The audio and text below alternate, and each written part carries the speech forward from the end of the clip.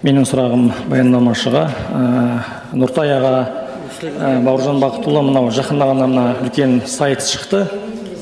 Сайтқа Америкада біздің бабамыз Жалаңтөс Баһадүрдің Құран кітабы 1612 жылы парсылар Самарқанға басып кірген кезде парсының Самарқанның әмірі қашып кетеді, елді тастап. Сонда Жалаңтөс Баһадүр сол жерде білім алып жүрген кезде имам Күлей хан өзінің 18.000 шәкіртін сайлап, артынан Жалаңтөс Баһадүрді басшы қылып, парсыларды кейін қайтарады. Кейін сол 1612 жылы осы қасиетті Құран кәрімді Жалаңтөс Баһадүрге сыйлаған екен. Міне бұл қазір сайтта ғана жақында шықты. Бұны біздің көршілес бауырлас еліміз Өзбекстаннан Камилжан Рахмет деген кісі барып Америкаға осыны көрді. Неге біздің осы мәдениет министрлігінен біздің азаматтарымыз барып, біздің рухани жәдігерлерімізді неге елге жинамаймыз? Мысалы, қазір түрік мемлекеттерінің астанасы ретінде, әсіресе мына Түркиядағы бауырларымыз біздің Түркістанды ерекше жақсы көреді. Ертең бұл біздің құнды жәдігерлеріміз елге келсе, бүкіл әлемнен келетін туристер соны көруге келетін еді ғой. Сол кітапты сіздер хабарыңыз бар ма? Екінші Абылай ханның қылышы, одан кейін Қасым ханның қылышы, Берке сұлтанның қылышы, Бейбарыс сұлтанның Құраны деген сияқты Түркияда Ясауи бабамызға қатысты көп дүние бар. Ертең соның барлығын алып келсек, енді рухани мәдени астанамыз болса, сол жерде музейде бәрі тұратын болса, әлемнен келіп көретін еді ғой. Сол жағын кім қолға алады, кім бұған жауап береді? Екінші сұрағым, Түркістаннан үлкен ғылыми орталық ашылу керек. Өйткені біздің ғылым ордасында қазір 6 миллионнан аса қолжазба бар. Оның 100 мыңы таза рухани жәдігерлер, бұрыннан келе жатқан. Біз оны аударып үлгере алмай жатырмыз. Сол ғылыми орталықта біздің ғалымдарымыздың барлығы отыру керек, жағдайы жасалу керек. Тарихшылар отырып, әдебиеттанушылар көне түркі тілінен, шағатай тілінен, араб тілінен, парсы тілінен біздің жәдігерлеріміз аударып, кейінгі буынға қалдыру ол біздің міндетіміз. Үшінші, қазір Түркістан облысы, Түркістан қаласындағы әкімдік, сол жақтағы азаматтар ерекше жұмыс жасап жатыр. Кеше ғана мен нашақорлыққа қарсымыз деген үлкен форум өтті. Оның алдында Түркістан рухани астана, екіншісі Түркістан арақсыз қала деген бір керемет форумдар өтіп жатыр. Неге?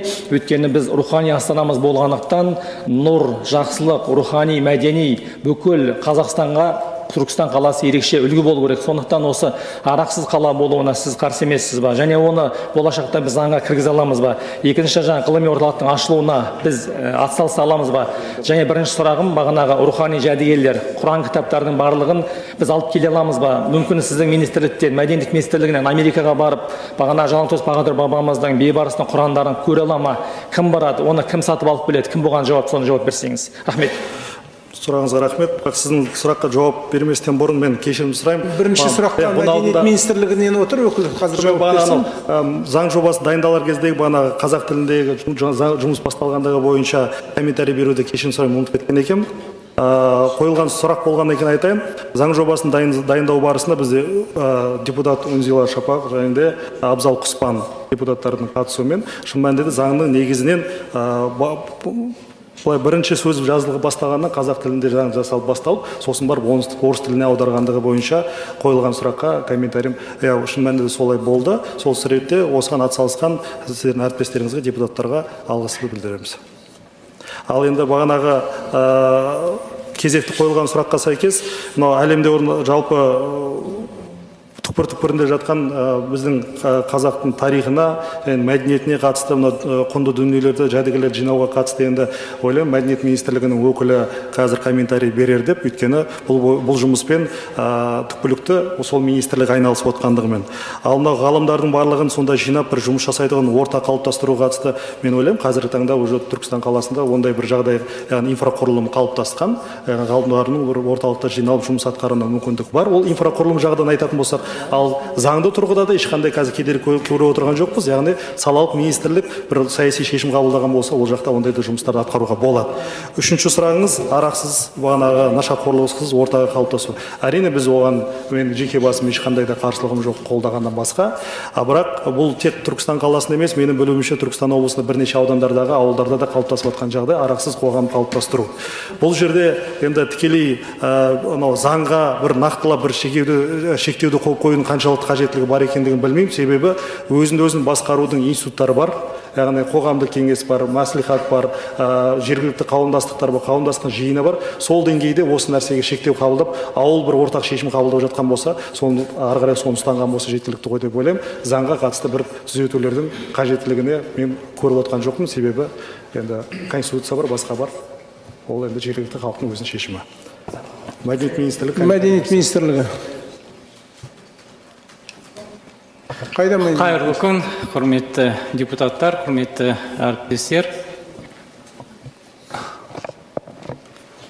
Мәдениет комитетінің төрағаның орынбасары Қапашев Айдын Боранбайұлы жаңағы мәдени мұраларды қайтару бойынша шет мемлекеттерден, жаңа басқа мемлекеттерден қайтару бойынша жұмыс жүргізіледі, бірақ ол басқа елдің министрлігімен, басқа елдің басшылығымен келісумен ғана қайтарылады. Барлықтарыңыз білесіздер, ол оңай жұмыс емес, бірақ ол жұмысты біз жүргізіп жатырмыз. Әрдайым Ресеймен де, басқа елдермен де біраз жұмыстар жүргізіп жатыр. Оны жазбаша түрде жауап беруге дайынбыз. Рахмет. Жақсы, депутат Ардақ Құттықожаұлының ұсынысы бойынша жұмыстар жүргізілу керек ары қарайда. Жақсы ма? Онда жүргізіліп, онан кейін депутатқа жауап беріңіздер.